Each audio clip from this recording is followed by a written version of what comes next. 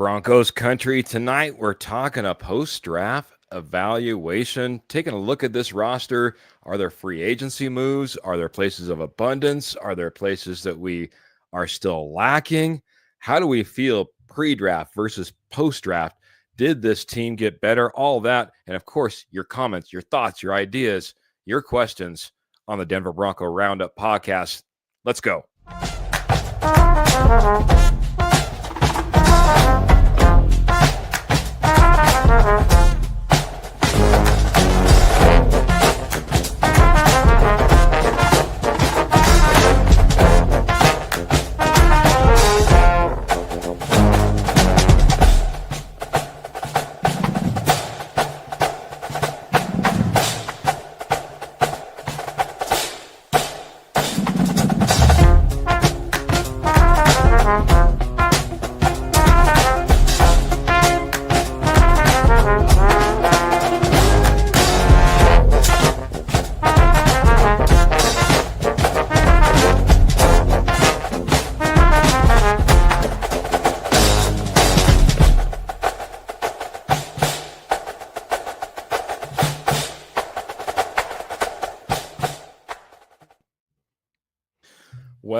Well, it's a Friday night.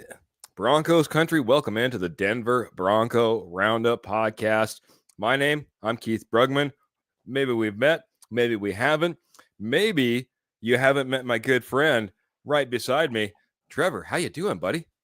Doing well, Keith. It's crazy that it's been a week since the draft. A week ago we were talking day 2 NFL draft, and a week later, here we are. It's just crazy how much time flies by. But looking forward to talking Broncos with you once again, and everybody in the posse. Yeah, absolutely. It is crazy, man.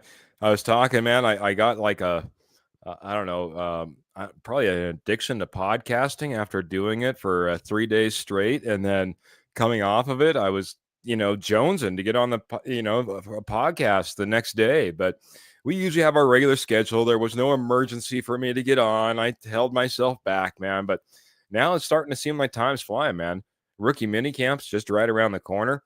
But now we're talking last time to kind of look back at this draft. Kind of look at it one last time, because after this, we're moving forward. We're going to see what this team is and how it plays out. And next thing you know, we're into OTAs and mini camps and whole 9 yards, man. It's a wild ride. It never stops with the NFL. Never stops, Trevor. I'm going to leave it kind of wide open. I'm going to let you kind of start it off and pick and choose maybe where you want to go. I'm going to go to the posse just really quickly. Say hello to our good friend, Ernie Mays. Ernie Mays is such a fantastic supporter, man. He's got the countdown. He's always letting you know when we're going to go on. He's usually one of the first ones in the comments. Ernie Mays, thank you so much. Go Broncos country only. Bo Nix for 6. We stole the draft. Grade A forever. He's loving the draft. He's loving it. And there might be some gems out of this draft as well, especially some of these late round guys, some of these developmental guys. Pearl coming in saying hello to us, to you, to everyone. Hello, Pearl. How's it going? And, of course, another horseman. What's up, fellas? Looking forward to a hot show. Kind of reminds me, I was thinking about it, man. We hit over 80 degrees today. That's like in most other places, like 90, 95, 100, Montana, it was a little sweltering today. A little warm, a little sticky up here. So, warm weather. Summer's right around the corner. Makes me think about those training camps that are around the corner. But Trevor, why don't you get us started, man? Where are we starting tonight, man? Kick us off. We talked about all these different topics, and I know that you dropped a couple of your own. Let's get it kicked off, man.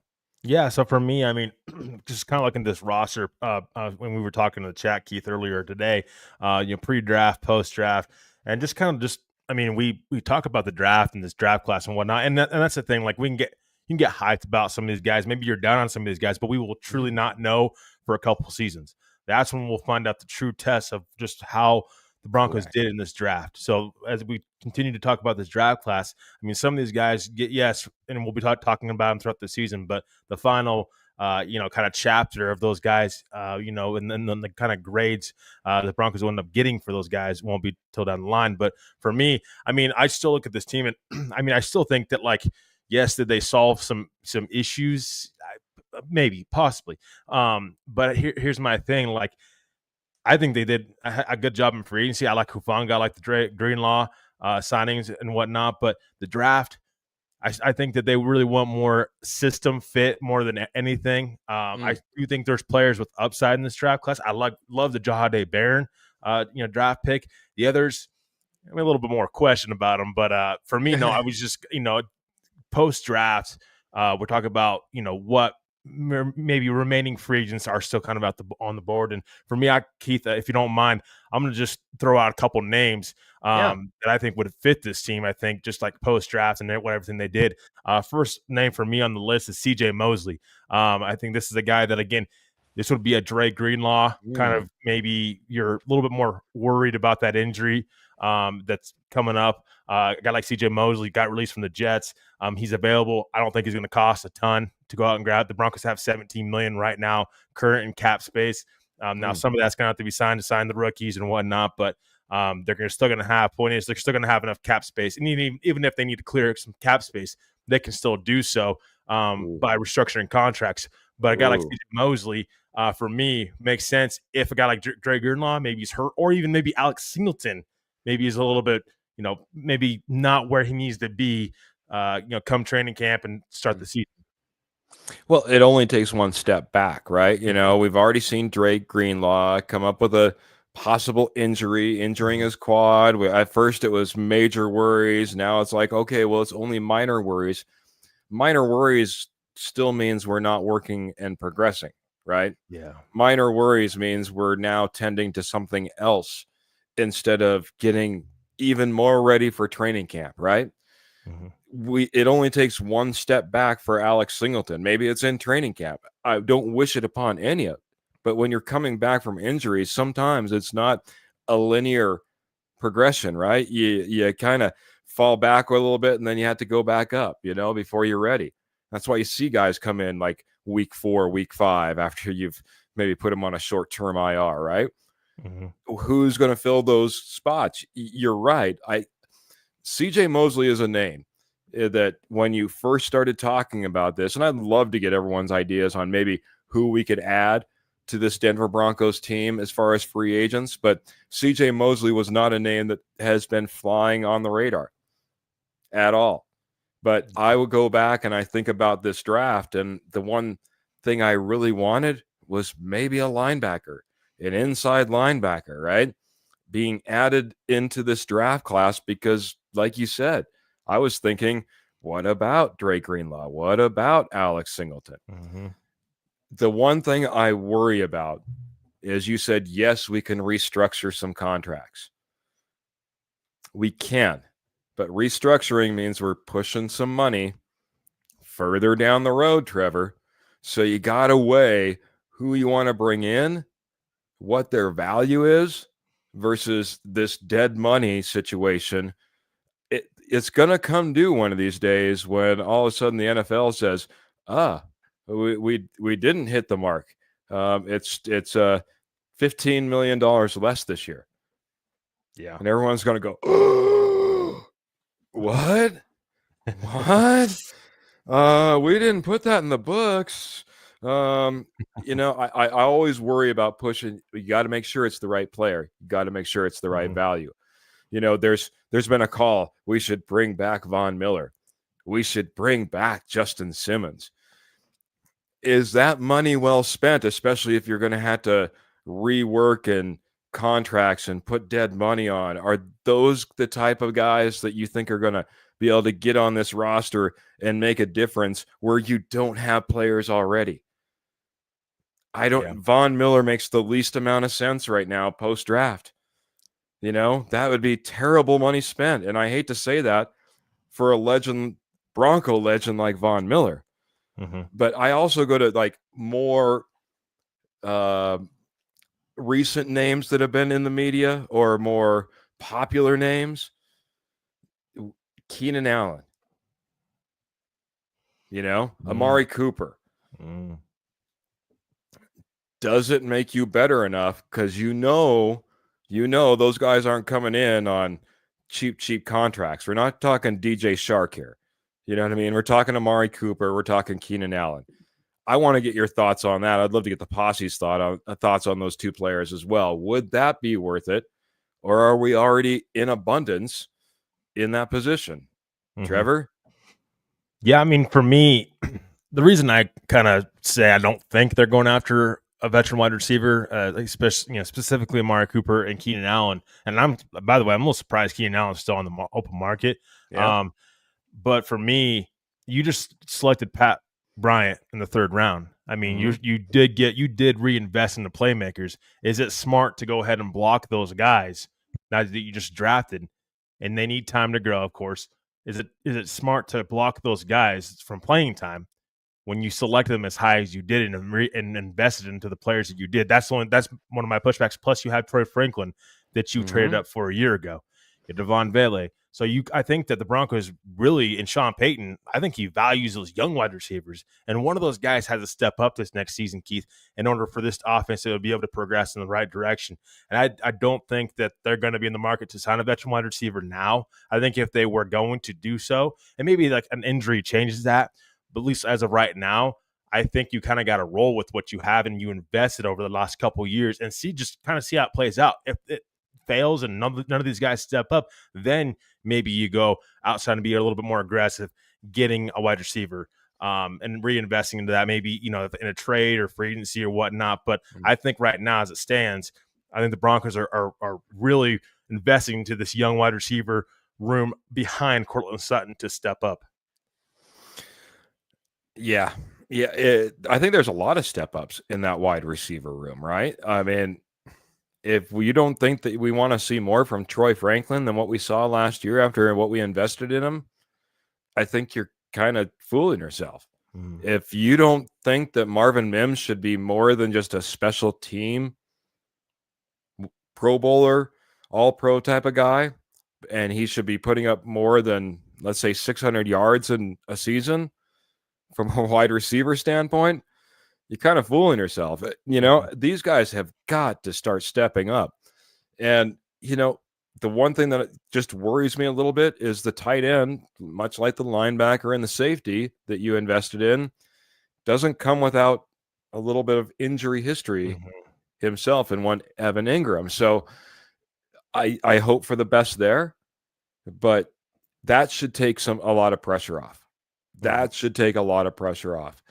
Do we need to go out and invest in tight end in free agency? Are you going to roll with Evan Ingram and the rest of who you have behind him? Or do you need to go out and take a look at that free agency tight end class? Trevor, what are your thoughts about that one? Yeah, I mean, the tight end class this year in free agency was kind of not great in the first place. I mean, to be honest with you, Evan Ingram. I'm glad the Broncos were able to get a tight end, a veteran tight end in the room at least. I mean, we there for a while. You just didn't know if they're going to be able to address that in free agency or not. And that's one of the things, Keith, that I push back with their draft classes. They were not able to get a developmental tight end that if Evan Ingram goes down, or if you want to use a tight end with Evan Ingram maybe in the slot, you're back to square one. I mean, you have Adam Troutman again, Lucas Kroll starting to roll all these guys out again, bearing that you don't have some sort of, not miracle, but some sort of surprise that some other tight end prospect does, in your system, you just drafted in the 7th round, doesn't rise to the occasion. Maybe he ends up being that guy behind Evan Ingram, but that's a huge maybe. I think that the expectation for that is maybe 2 years down the line. I don't know this year if you can really rely upon a tight end that just didn't have a lot of playing time in college. Great athlete, but you just don't know. And so for me, yes, I think that you have to at least look and see what else is out there. The problem is there's not a lot out there right now. I mean, maybe does the Cleveland Browns maybe open up discussions for David Njoku? I mean, I don't know if that's something to consider. I know the cap's kind of big, but if Evan Ingram goes down, you're back to square one where this team was a year ago at tight end. Exactly where I was going to go, man. Yep. You're right back to Adam Troutman being your number one receiving threat on the field as tight end. That's where you're back to. You're back to hoping Lucas Kroll can once again make a big step. It's like, it's a scary spot. Gerald Everett is out there. You could do something like that. Nick Varnett, names that people know, maybe Former Hayden Bronco. Hurst. Yeah. Yeah. These are the guys that are currently out there. The one thing that I'd also mention too, just like we think that there's places of abundance maybe on our roster, and we think that there might be cuts coming down the road, there's going to be cuts coming down the road for every single team. Yep. We're building up to a 90-man roster, and then we're going to have to get all the way back down to, at least a good 70. You know what I mean? You're going to be having guys on practice squad and stuff like that. And yeah, you might lose a few guys here and there when it comes to practice squad that you hope to put on your practice squad. It's stuff like that. But, again, there's going to be at least a 20 personnel paring down by every single team in the league. Might be some opportunity there as well. So, got to say hello to Roy coming in there and saying, hey there, Horseman. Big time week for me, and we love to hear about your week, man. That would be awesome. So, yeah, and he's also saying, yeah, when it comes to our 7th round selection, and Lauren, is that right? Is that the right name? Loharan, I think is. Yeah, I gotta look it up again. Yeah. I had it written down. Might have it actually on the previous page over here, but yeah, Caleb Lohner. That's what it is. Caleb Lohner. That's what it is. Okay. Caleb Lohner. That's how much we were impressed. Yeah. No, in all honesty, I went back. I looked at the tape. I'll tell you what. Like I said, I think he's the best He could be the best basketball player on the entire roster right now. I mean, the kid is freaking good. And he was. I know he's a two-sport athlete, but basketball was certainly where he excelled, which is kind of funny because now he has his opportunity in the NFL. So we'll see exactly what that brings about for him. He does bring in a unique skill set, but it's you can't think you got something in the 7th round that's going to be able to come out there and hit the field and be a key contributor. You'll be able to draw up packages for him, and I think he'll be a fantastic, if nothing else, draw in the red zone. You know what I mean? If you go out there, he's going to demand, a lot of attention, and that means somebody else, doesn't have that attention. So if nothing else, yeah, he's going to have packages drawn up from time to time, but not a key contributor. No. Not a key contributor. Well, and I think the Broncos fell victim to the tight ends being taken too soon. I mean, I think we've seen Colson Levin being taken 10th overall. Yes. I mean, so I think the Broncos fell victim to that. Like they were not able to get the tight end that they wanted, maybe at the pick that they wanted, because they started really flying off the board. Yeah. I mean, a lot of them, and some of them before we even thought.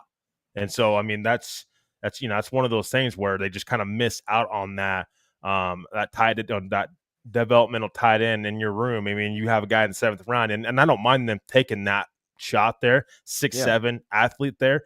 Yeah, but I don't expect him to, really be anything this year. Maybe in 2 years, I think there could be something there, but you got to give him time to develop and see how he does. And I mean, if he does well this year, great. But I mean, it's certainly not expected at a 7th round pick. I mean, you just never know. I think this is more of a long shot, kind of long-term plan that you have in place for this prospect that's an athlete, and you're hoping you can turn into a real star in the league, or at least a real playmaker in the league. Well, and look at what Sean Payton likes to do, right? Slow development. I mean, he's not willing to take those guys. It doesn't matter if you got him in the 2nd round. Doesn't matter sometimes if you get him in the 1st round. Remember, Bo Nix competed. He competed with first team snaps in order to get the starting spot, late into the training camp. So, everyone takes a developmental role, plan within Sean Payton's playbook. And I just can't imagine, Caleb Lohner is going to have, a quick plan to come to the field. How about running back, man? We've kind of danced around this. Sean Payton, George Payton, they said, hey, we're looking at probably adding a couple of guys either through the draft or, through free agency. Last time I looked down our draft board, I only saw one running back taken. We didn't add a couple of guys. We added one guy.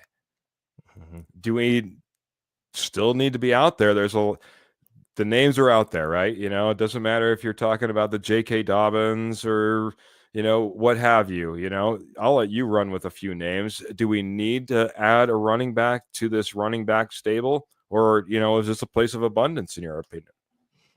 Yeah, I mean, I wasn't in love with the running back that they chose in particular, but again, I understand the way he is. I think that their thinking is he's explosive, and maybe they can work with that blocking a little more, maybe where he can become a possible 3 down running back. Now, again, Sean Payton's going to use multiple different running backs. He's already said that, plenty of times now. He's made that clear. Multiple running backs are going to be used also to help keep these guys healthy throughout the majority of the season. So for me, no, I'm actually against it. I'm not a fan of them going out on the free agent market and going up and get one of those running backs. Keith, J.K. Dobbins and Nick Chubb are on the open market for a reason. They have not found a destination for a reason. Why is that? J.K. Dobbins had a really good year last year, but he also comes with serious injury issues. Nick Chubb, came back from that serious knee injury that he had a couple years back. Never has really kind of found his groove yet. He's still, I think, got to be right team, right system, right players around him for to be successful. We'll see. But again, it's like each one of these guys, there's issues with them. I mean, it's not like they're a golden ticket and it's like they're just sitting out there. Teams forgot about them. I mean, that they're still a free agent for a reason. So for me, you drafted a running back in the second round, let him play. I mean, what do you have to lose not letting him play? You already drafted him. You reinvested into your running back room, taking RJ Harvey high, and you have SMA. And again, Jody's probably gonna love me now because I think SMA should at least get an opportunity because you did invest a 5th-round pick into him a year ago. You got to see what these guys can do in your running back room. Now I know like Tyler Bidet and Jaleel McLaughlin, we kind of already know what they are, kind of made of. But point is, I'd rather go young in the running back room than go after a veteran running back that I just don't know fit Sean Payton's system, A, and B, I'm not blocking my young running back that I just took in the second round as high as I did. I just think you got to let him play and let him go through the growing pains, just like you did with Bo Nix. When you selected Bo Nix, you let him go through the growing pains. You got to do the same thing with RJ Harvey and see what he has. I mean, I'm not going to disagree.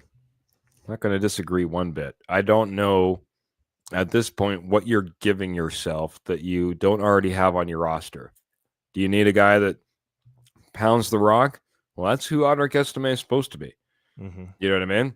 Do you have a guy that's, small, quick, fast? They believe that he can develop his passing game as well. Well, then you just got him in the fast second round. Mm-hmm. Or you have Jaleel McLaughlin. Or you have Bidet. Or you have Watson, who might be one of the best at both running and catching the ball. It's like you have everything.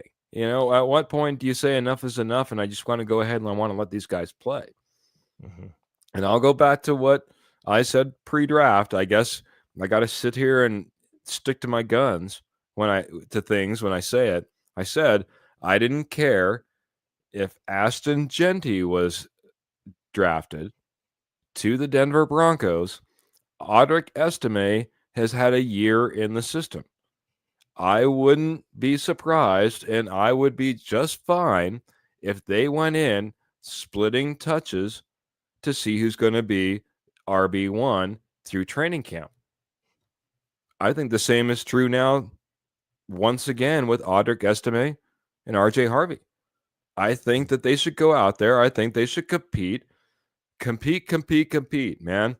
That's what Sean Payton likes, man. Obviously, Jarrett Stidham we thought might be the starter last year. So, compete. And, if Audric Estime ends up being that guy, is that really the worst thing in the world? You invested in him. You thought you got a steal. You had a higher grade on him than where you got him. If you really thought he was a third-round talent, he should be competing like he's a third-round talent on your roster, in my opinion. So, well, why can't you have a little bit of both? Why can't you have RJ Harvey and Audric Estime just split carries and be a duo? I mean, we see duos around the league. I agree 100%. Yeah. Yep. But every single fan, every single media outlet, everything is going to look and they want to see RB1, RB2 on your roster, and quite honestly, probably for contractual reasons, they are probably wanting to compete for RB1, RB2 on a roster. Mhm. You know, I want those guys out there and I want them competing. I want them both thinking they need to be RB1.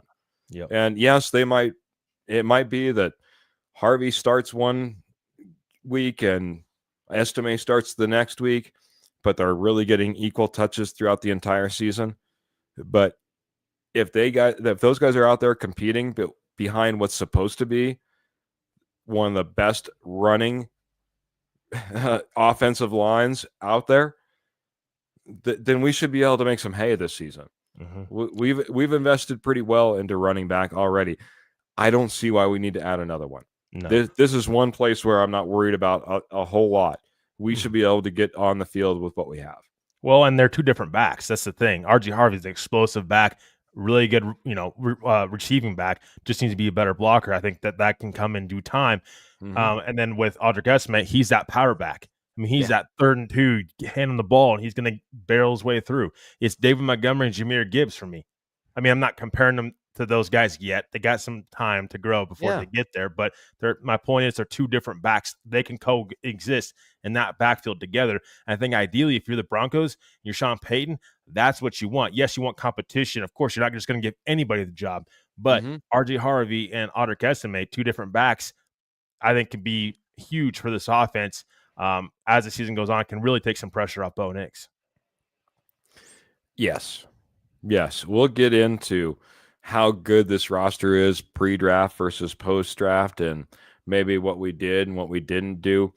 But right now, I want to talk about our amazing sponsor. Our amazing sponsor, Morgan Trinkets, by the way, also kind of, additionally sponsored the Pick Is In Draft Show. It was kind of special because when her giveaway came up with a Bo Nix t-shirt, it was a good friend of mine, like a good friend that I've hung out with for multiple years, a good friend that I worked side by side with that ended up winning. He's like 2.5 hours away from me now. So I'm planning on driving the Denver Bronco Roundup hat that, Trevor has on and I have on down to him. And then he's getting this amazing Bo Nix t-shirt as well. That's going to be shipped out to him. But thanks for everybody that jumped in, and the Pick Is In Draft Show was an amazing draft show. But Pearl and Morgan Trinkets, the sponsor, is your headquarters for all of your Southwest jewelry, Southwest pottery, and estate gold at wholesale prices. They were once a nationwide company, but now they're just in your backyard. They do all their business right there in northern Colorado, southern Wyoming, as well. And I'm talking like shows all over the place, gem shows, dog shows, you name it. There's a show in your area. There's something going on at the local fairgrounds. I guarantee Pearl's probably at that location. But it's not the only way. Head on over to Morgan Trinkets Co. on Etsy. Just type in Morgan Trinkets Co. on Etsy, and there you are. Bang. Pearl has all of those images uploaded. Plus, you could probably message her and say what else you got, because she's got an abundance of treasures, including silver, sterling silver, 100% sterling silver. She's got that as well. All orders over $50 are shipped absolutely free, and she accepts all major credit cards as well. Check out Morgan Trinkets for all your Southwest jewelry, Southwest pottery, and estate gold at wholesale prices, man. Thank you, Pearl. Thanks again for the extra sponsorship and the continued sponsorship that you give to our show. I got to catch up on an absolute ton of comments, man, because you guys are blowing it up and we appreciate it. Paul says, you will fall in love with RJ once you get him on the field. I like that thought. Paul, me and you are right on track. Trevor has some hesitations, maybe not his favorite back that he would have liked to taken at that spot, I think, as well. But I like RJ. RJ's 22 TDs speaks for itself, he says. We have Victory Lap coming in. He says, can't wait to see the new pieces on the field. Trevor, I kind of actually I put a little poll out there about who do you like to see best? Who are you most excited to see on the field? Who are you most excited to see from this draft class on the field?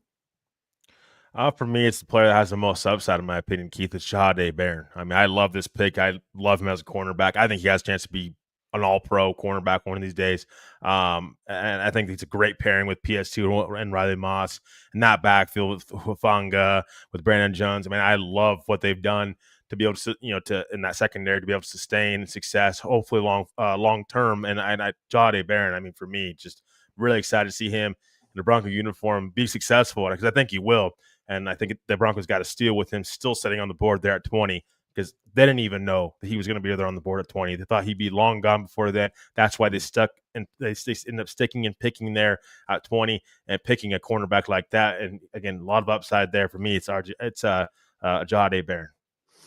Yeah, I've been rewatching the draft after we were covering it live, and we're more interactive of what we're doing with all our fans that were coming in at the same time, and to rewatch it and them saying, well, we had him ranked as the number 12th overall, player on the board. Mm-hmm. And the Broncos are here picking him up here at number 20. How do you think he hits the field?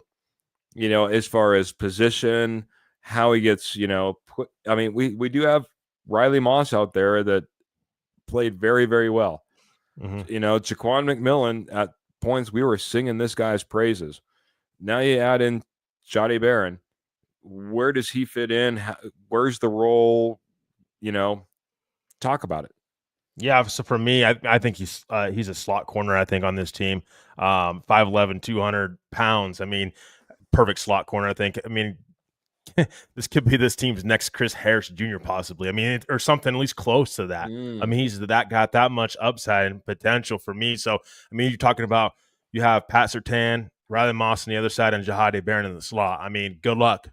Along with Brandon Jones and Hufanga. If Hufanga can stay healthy, and again, used to be an all-pro safety when he's healthy and plays a full season. So, I mean, for me, yeah, he's a slot corner, and I mean, I think that his speed, his ability to get to the ball quickly, it's just really gonna help this defense, in a long way, and a big way, I should say. But I mean, and McMillan, I mean, we'll see. I talk about having a good problem in the secondary when Jaquan McMillan ends up being your fourth cornerback on this team. I mean, they should be able to have a good amount of rotation there at cornerback, though, as well, Keith, and to keep these guys healthy long term. And that doesn't get talked about enough.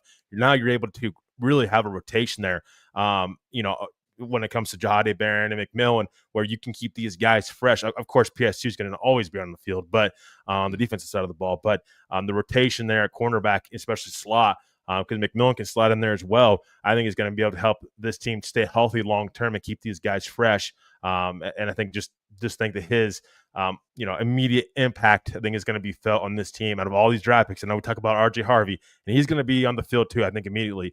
I just think it may take him some time to adjust the NFL. Shahade Barron, I think, can step on the field right away and be an impact player for this defense. Say hello to it's not hello, say aloha to Patrick Wiltsey, everybody. Thank you for chiming in and being with us, Patrick, as we say hello to everyone in the posse. Try to say hello to our good friends. Peter Johnson says Shahade is going to be a slot corner. McMillan got killed a few times this year. He will be our new Bradley Roby. What do you I want to get your thoughts on this. So for a team that we go up against that plays a lot of two tight ends and just a couple of wide receivers, are you still going Riley Moss in that situation, or are you putting Shahade Barron out there? Especially because if you get into that, I mean, he's a tackler. He's a beast. If a screen comes his direction, he's the type of guy that's beating out a screen, ducking underneath, getting the tackle, getting involved in the play. Probably more than I would expect Riley Moss to be able to do. Who are you going to put on the field? Do you think that he gets into that rotation in that situation? Does it depend upon the situation in the team? The game plan? What are your thoughts there? I mean, I think it depends on the size. I mean, and depends on what Riley Moss comes back to be, right? I mean, you're talking about Riley Moss. He's really got his first chance last season to play a full year on the other Mm, side of PS2. Does he come back a better cornerback? We don't need to see that game like we seen last year against Cincinnati, where T. Higgins just ate him up all game long. I mean, size. So I think size and the situation does matter. But I think Jahade Barron can cover a little bit of everybody. I mean, I think he's got the hops and you know the athletic ability to be able to cover those bigger wide receivers and teams. That's how teams attack the Broncos. They try to end up putting a bigger sized guy on a guy like Jahade Barron, but he's so quick to the ball. Like I mm. mean, as soon as you throw the ball, you better be on target because he's going to end up picking that ball off. If it's Batting it away. Yep. batting away if it's inaccurate. So I'm comfortable Jahade Barron covering any kind of size wide receiver. But again, Riley Moss has got to come back a better cornerback as well this coming up season because he cannot have situations like what happened with T. Higgins. So for me, I think it's fine. I mean, if you want Jahade Barron covering the second best wide receiver, follow him along. I mean, don't if Riley Moss isn't getting any better or it hasn't gotten any better on the other side of PS2, then I would want maybe my third best cornerback, on the other side, not in the slot, covering a team's second best wide receiver. Yeah. So I think situational. I guess where I'm getting at situational, it's going to depend. But I'm comfortable with Jahade Barron doing a little bit of everything because I think that's what he is. He's a little bit of a do everything kind of cornerback. Mm. I agree.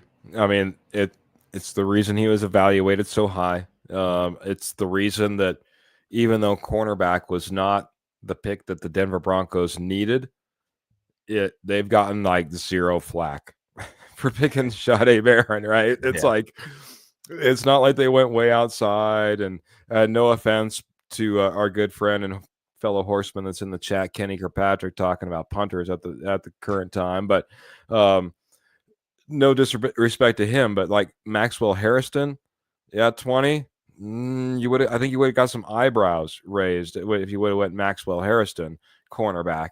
But Jahade Barron, they're getting like zero flack for that pick. And there was a lot of needs on this roster, and nobody had Jahade Barron on a mock draft. Nobody had cornerback, I think, necessarily on their mock draft. So defensive back, safety, anything, you know what I mean? It was, I mean, you'll be lucky if you got people picking defensive line like Trevor wanted. So, it was running back, wide receiver, running back, wide receiver, that was I left this up. Peter Johnson, though, he's pushing Chris Abrams drain up that roster, though. He's saying he's the number 4 now. So now you have PS2, you have Riley Moss, you have Jahade Barron. Forget about McMillan. Obviously, forget about Damari Mathis in his mind. Chris Abrams-Drain takes that 4th spot. Do you agree with that? I mean, I just don't know that the value's there enough for me to trade Jaquan McMillan. I mean, he's not, he's still cheap. That's the thing. I mean, I think you have to value having depth at cornerback. I think this team can honestly say they have depth at cornerback for the first time in a long time. I mean, with picking up Jahade Barron, I mean, you don't have to worry about now that like the Levi Wallaces and whatnot coming in to the fold. Now you have, I would say, a good solid four cornerbacks that you can throw at teams at a premium. Remember this premium position is what Sean Payton and George Payton have both said the cornerback is. I just don't know that they want to just give up a guy like Jaquan McMillan who's been solid. It's not his fault that they end up picking a guy like Jahade Barron. Jahade Barron just fell in the Broncos' lap. And it's a strength for this team now. And you're one injury away from, is Chris Abrams-Drain ready to take that next step up and be that cornerback that you need if an injury would go down? I mean, for me, I think you got to value that depth that you have. And a guy like Jaquan McMillan, I think he brings that to the team, as well as the rest of the guys, PS2, Riley Moss, Jahade Barron. So basically expose like a Chris Abrams-Drain possibly onto the practice squad versus a Jaquan McMillan if you're getting to that point, right? Is that what we're talking about? Well, I was saying, I mean, I would think you probably want to go, 5-6 cornerbacks deep. I mean, and depending on if they can play special teams or not. So if you even keep Chris Abrams-Drain on, I mean, he's a 4th round pick. and Mm-hmm. you can keep him on the roster, and you never know when injuries are going to hit. Knock on wood, they don't, and don't do it harshly, but you can be 5 cornerbacks deep and be fine. I mean, then ideally you want that depth at a premium position at cornerback. If you're having to search around and kind of scrounge around for cornerbacks, then you kind of find yourself chasing your own tail a little bit. I think there's some value to having that cornerback depth and guys you can feel comfortable putting out there on the field to be able to stop opposing defenses and use these guys in different packages too. Mm. Love it. Love it. I'm going to see if I can get caught up on everything, but if you're dropping some stars, Michael Ronquillo, just let me know. It's a little bit tougher when we don't have Mr. Kenny Kirkpatrick off to the side as well, but he's saying, good evening, Keith and Trevor and Gobo Broncos, and good evening to you. It's so good to have you here, Mr. Mr. Michael Ronquillo, man. Long time supporter. I like this comment though from Peter, and I know it's a big one, but he says, all I wanted was to hear Travion Henderson's name get called at 20. He's sitting there, the time's ticking off. He's sitting there going, please, Travion Henderson. It's got to be Travion Henderson. But when they called Jahdae Barron's name, I could not help but smile and applaud the caliber player they drafted. We stole him from 31 other teams at number 20. Well, certainly might have taken him from about a good, you could say 19, but I would say at least a good 10 teams, 12 teams, you know what I mean, that they may have stole him from easily, because that's where he could be literally starting to be considered depending upon the team and the need. Mm-hmm. I think the Broncos did fantastic in who they got, and they didn't let him pass, and somebody else didn't pick him up. So when they want true talent, that's the thing. They didn't chase needs, in my opinion, especially first round. They went best talent available on their board, and that's, for me, that speaks to Jahdae Barron right there. They did not go with need. If they went need, I think Peter and Posse, I think running back would have been the pick there. And maybe wide receiver would have been the pick there. They want best talent available, and that was a guy like Jahdae Barron. A lot of upside there with this guy, I'm telling you. Yeah, I agree. Let's just talk about this one though, man. It sounds like you're pretty divisive on Pat Bryant. Mm-hmm. What do you think about Pat Bryant, number 74th overall pick there? Is this a place now of abundance? And what does this do to that wide receiver room now that we've added in a Pat Bryant? There's a lot of guys that we were talking about, Troy Franklin's and Marvin Mims, that we'd like to step up in some roles, but at the same time we have Devon Vele's out there as well, and other pieces and parts. Where does Pat Bryant end up fitting into all of this? And tell me what you think overall about that, because I want to get your true opinion on Pat Bryant. I feel like that's one of the picks that you're the least sold on. Again, if I'm wrong, I'm wrong. Let me know. I think it's a solid pick at the time. I mean, I understand taking a wide receiver there. I didn't think it was going to be Pat Bryant at the time. I think that, again, you went with a guy that, for me, and a guy like Pat Bryant, he has a high floor, I would say. Like, I think he's one of those players that can hit the field immediately, and I think can bring competition to that wide receiver room. But maybe the upside is not like have a number one wide receiver, Keith, for me. So for me, it's like Troy Franklin, Devon Vele, Pat Bryant, competition in that wide receiver room. Who is going to come out on top with all those guys? Some don't think Pat Bryant's going to hit the field. I would push against that. He was a third-round draft pick. Sean Payton's going to want to get this guy involved. He's also a willing blocker. Quite honestly, might be one of the Broncos' best blocking wide receivers that they have right now, currently. I mean, he's a willing blocker, and he's got a little bit of size to his game, Keith. I actually like the pick. I think it's a solid pick. When I look back again, what I have picked, maybe the name, I probably went with a little bit more upside there, a wide receiver. But I think the floor he can be a guy that can help this team immediately and push Troy Franklin, Devon Vele for starting spots on this team. Push him for starting spots on this team. Mm-hmm. Wow. I mean, honestly, that's a bold statement, man. These are guys that, especially when it comes to Marvin Mims, that guy should be locked. Devon Vele took big steps for this team. Big steps. I know that he wasn't the big time investment. We just got done talking about tight ends that are 7th-round draft picks, and how we shouldn't have expectations. Devon Vele kind of defied expectations, right? Took up a big role. You'd hope that he could take that next step. This is for me, this is the room that doesn't make as much sense for me. Again, if I wanted to go out and I wanted to get wide receiver, I would have been just fine taking a wide receiver in the first round and getting that level of talent. That absolutely, you got it. You locked it in. This is a guy that's going to hit the field. And yes, you'd like a Marvin Mims and a Troy Franklin to start to compete with that guy and level up to this guy that you've taken in the first round. But to bring in a 3rd-round talent at wide receiver, it didn't make as much sense to me.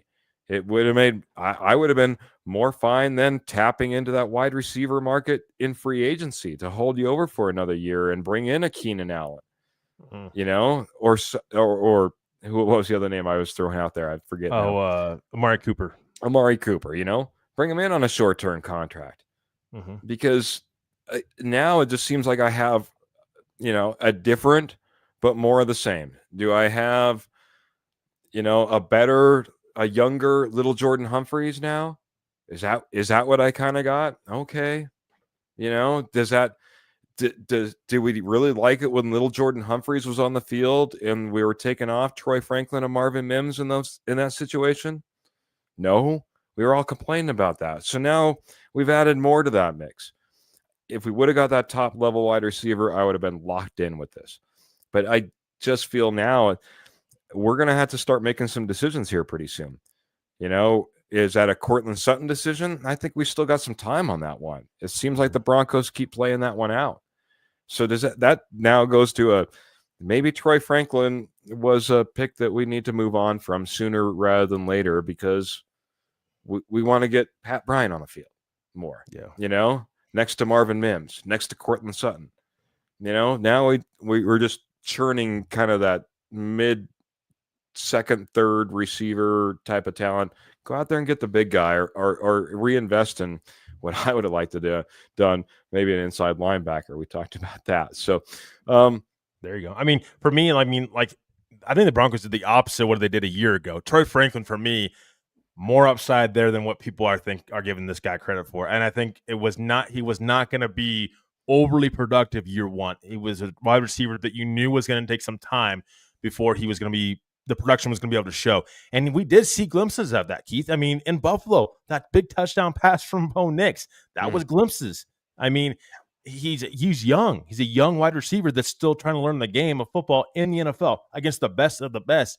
Troy Franklin's why I'm saying, it just screams to me like that's the upside pick. Pat Bryant maybe is the other direction where that floor is a little bit higher. Maybe he raises that floor to that wide receiver room. I just think there's going to be competition with all those guys, and all these guys are going to have to fight their way to be on the field with Courtland Sutton and Marvin Mims. Yeah. It is interesting here. Justin Cake brought this up. I thought this maybe as well, just looking at the way the draft played out.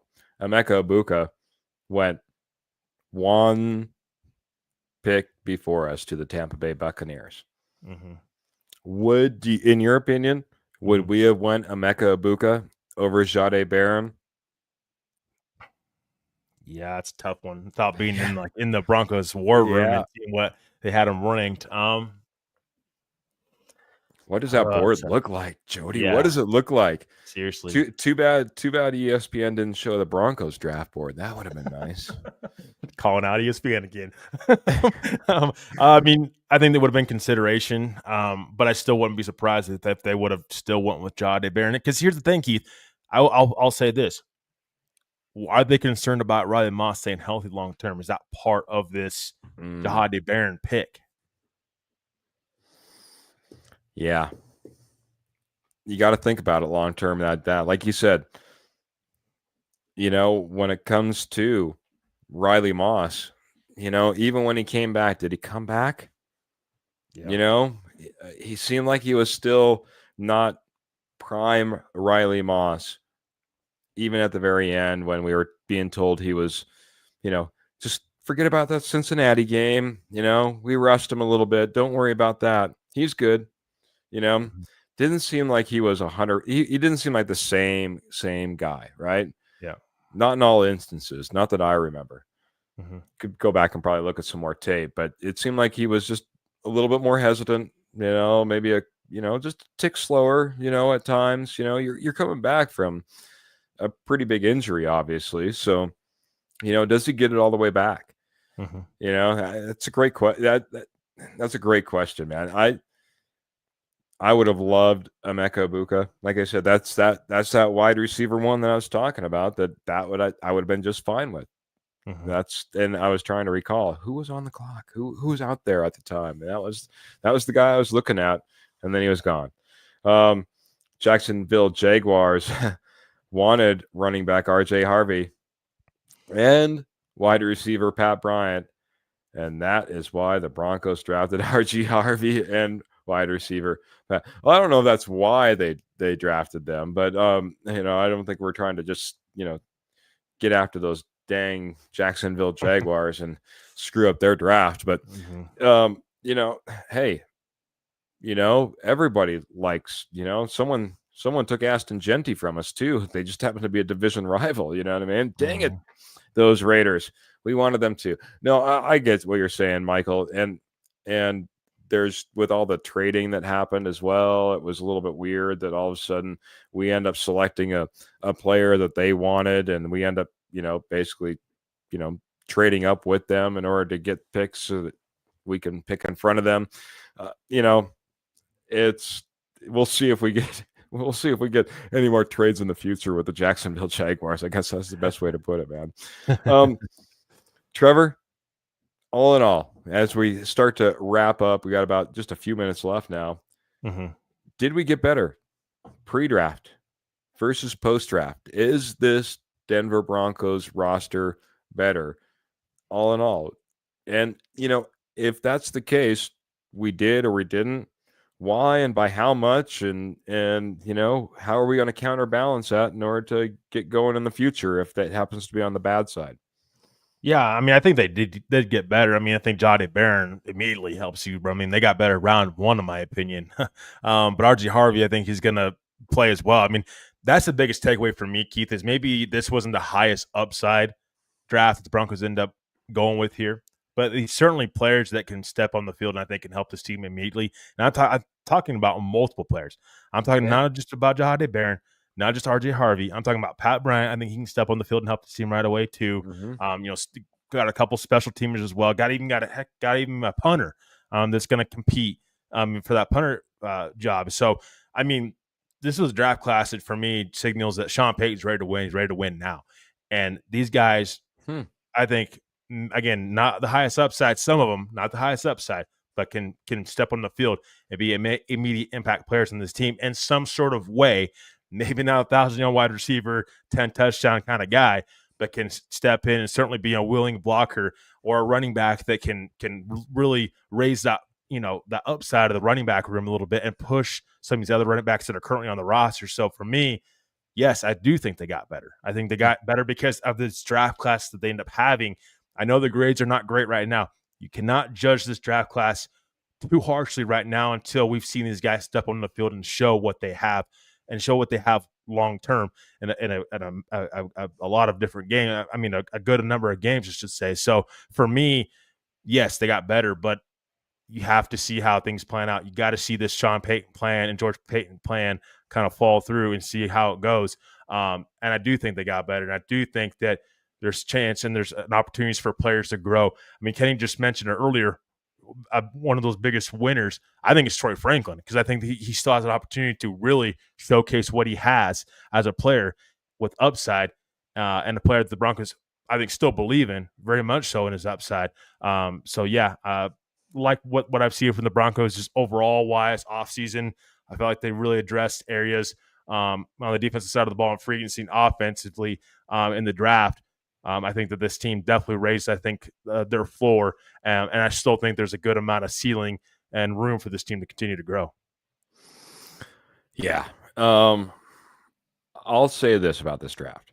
By the way, new name I haven't seen before, Ward Mansfield coming in saying a lot of team captains. Yeah, I know 3 of the first 4 were team captains. I didn't look beyond that to see what their status was, but talked about who maybe you were trying to go after and the type of character these guys will have as they come in and join this Denver Broncos team, a culture that has changed now with Sean Payton, and you want to continue that. He said, hey, at this point where we have this team, their expectations are on us to go out there and get the right type of players to bring into their locker room to go help us win a championship.